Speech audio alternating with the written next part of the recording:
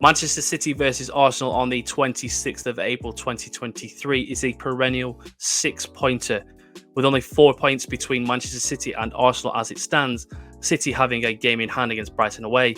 It really is the most crucial game of the season so far, and probably the most important game of the season in total. Can Arsenal really keep a hold of that top spot? It really does seem effortless for Man City at the minute, beating Bayern Munich 3-0 at home in the Champions League quarter-final, making them really look weak. And they're finally getting it into a higher gear, but that's what happens when you have two full 11 teams of quality players. On the flip side, like I did say, Arsenal have dropped 4 points in the last 2 games against West Ham and Liverpool. And this really does happen when you have a smaller squad. The players really do get stretched at the end of the season. And a vulnerable mentality at Arsenal. And that's not a dig at the Arsenal team. They are a young squad and they really haven't had this sort of pressure at the top of the league. Obviously, to a lesser extent, they had it last season when Tottenham Hotspur losing to them for their last Champions League spot. This might sound like it's all doom and gloom for Arsenal right now, and I believe it isn't.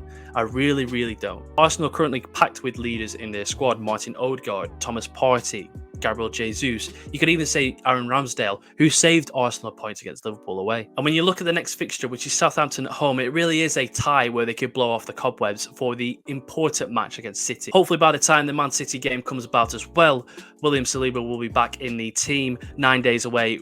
Arsenal fans are really hoping for that. And as we get to the last 7 games of this season, it's obvious to say that Man City have a easier run in. However, the one aspect of this that hasn't been said about is that City still have 2 cups to play for, meaning that City could be playing at least 4 or 5 games more than Arsenal. Come to the end of the season, even a team like City could be stretched. So can Arsenal really keep a hold of this top spot? It really does depend on this Etihad game. If Arsenal can come away with at least a draw at the Etihad, then I'm sure the belief will be there and the hopes will be higher than it is right now. If they lose that game, then I'm sure they'll be looking down the barrel, and that's a nice and lovely way to keep on the fence. I'm sorry.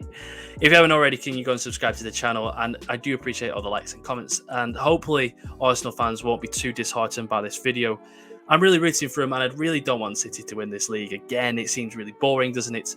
Hopefully City can prioritise the Champions League and the FA Cup, which they are still in, like I said. Like I said, also, can you go and subscribe and so forth. I have been Dom Meadowcroft, and I will see you very, very soon. Cheers, guys.